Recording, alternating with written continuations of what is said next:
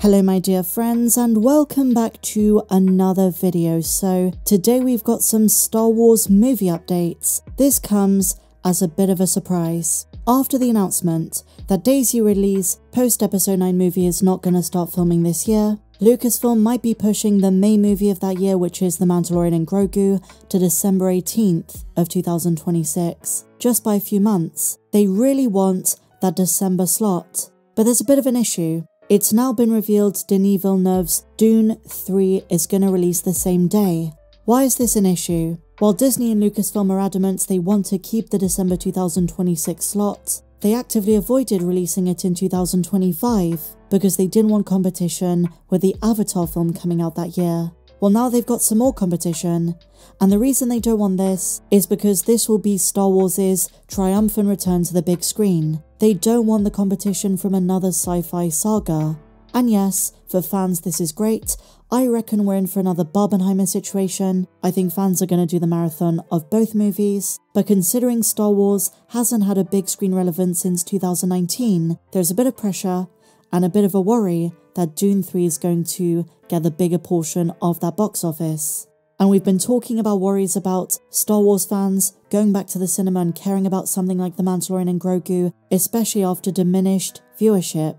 Star Wars films being cancelled and indefinitely delayed right, left and centre. Assuming Jon Favreau's big screen outing of The Mandalorian is going to hit the cinemas on that day, is Dune 3 releasing that same pre-Christmas period going to be a detriment for the Star Wars movie? I think it could go either way, but I do also think it might benefit from a Dune Star Wars combined kind of viewership, where fans like Barbenheimer go and see both movies on the same day or over the course of a couple of days.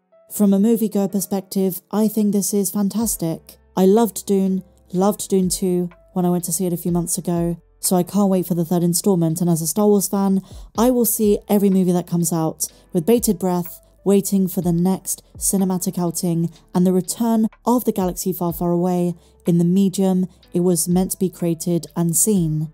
How the wider Star Wars fan base, especially casuals who don't subscribe to Disney Plus, see it, we have to wait and find out. Some forecasters are saying The Mandalorian and Grogu coming to the big screen could be a fantastic thing. It depends on the way they market it. Is it going to be Grogu driving those sales as I imagine it will be? Or conversely, is fan apathy going to continue and worsen? But then again, I've seen fans saying they're just going to wait for this to release on Disney Plus a few months after it's out. I think if it was the Rey movie competing with Dune 3 would blow that out the park. But Mandalorian and Grogu, if they push it from May to December, the figures and demographic is going to be very interesting to analyse. Are you guys excited or apathetic about The Mandalorian and Grogu? What about the Rey movie? And do you think Star Wars can compete with the heights of it, given it's been a long time since Star Wars has been in the cinema? Some are skeptical following Episode 9, but let's find out. In other Star Wars news, my dear friends, some new details regarding viewership on the Acolyte. It appears as though that while Episode 5 did see an improvement in terms of quality and story, the choreography was great, even in our community fans generally preferred it to the previous 4 episodes, the show is continuing to lose viewership. This is not what Disney or Lucasfilm expected. This comes from Fiction Horizon and they're quoting statistics that come from Variety. They say following the release of Episode 5, The Acolyte saw a modest improvement in audience ratings, gaining 1 point on Rotten Tomatoes and a slight boost in its IMDb score. However, this wasn't enough to attract the key metric, viewers. According to Luminate data via Variety.com, the show experienced a 31% drop in minutes watched between June 13th and June 20th. Some fans defended this decline, attributing it to Episode 4's shorter runtime. While this argument does hold some weight, it doesn't fully explain the significant drop. And now following the release of Episode 5, the stats have dropped even further.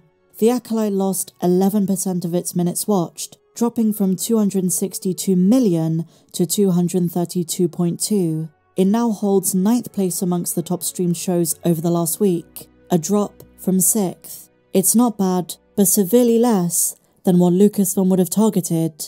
They say this disappointing news comes despite significant improvements in core aspects of the show. However, for many fans, it appears to be a case of too little too late. And look, we still have 3 episodes to go, the situation could improve. I suspect, just like the majority of Star Wars finales, Episode 8 is going to see an uptick in viewership. So then they ask the big question, what could explain this sudden drop in popularity? The first theory is that the show may have taken too long to hit its stride, and some say it still hasn't. The first 2 episodes were described as being very slow in pace.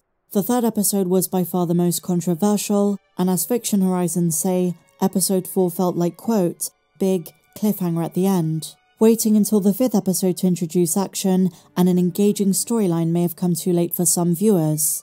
And as I say, there might be an uptick in the final week, and fans might go back and rewatch the entire thing in one go. This article also brings up the controversy surrounding the appearance of Ki-Adi-Mundi, but to be completely honest, I don't think most viewers would have been put off by that. Controversy surrounding his age aside, would most people watching it stop watching this show because of one cameo? I personally severely doubt it. They say it's possible some fans were too offended to continue watching the show. I mean, come on. Of all the things you can criticize in this show, was an appearance from Conehead really the reason you would switch it off? I would say the opposite. All of the discourse and conversation surrounding Ki-Adi-Mundi might have been a reason some fans decided to watch it. They may have heard about it on the internet and decided, let's see what all the fuss is about.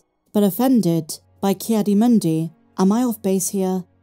And so finally, my dear friends, in wild Star Wars rumours, this one, pretty surprising, Madam Web star Sydney Sweeney is reportedly being eyed to play a Jedi in an upcoming Star Wars project. For months now, rumours have swirled about Sweeney making it to the galaxy far, far away, and now a new rumour via SFF Gazette has claimed that she's being eyed to play a Jedi Knight in an upcoming movie or show. Is she going to be one of the Jedi in the Rey movie, or could this be for Ahsoka Season 2? Many fans think this could be for the Mandalorian and Grogu, Ahsoka, and Dave Filoni's movie as Mara Jade, the Emperor's former hand and Luke Skywalker's wife, in the expanded universe. I think this is just speculation and wishful thinking. We've been talking about Mara Jade maybe coming into canon for a very long time. Nothing has happened to date.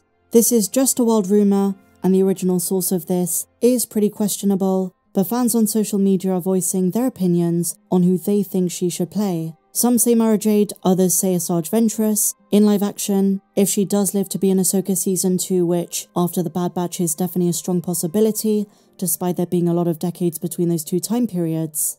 But this would make for a fascinating addition to the galaxy far, far away. What do you guys think? Share your thoughts on this and everything we spoke about in the comments down below. If you enjoyed this video, please be sure to give me a big fat thumbs up, subscribe if you're new, and may the Force be with you, always.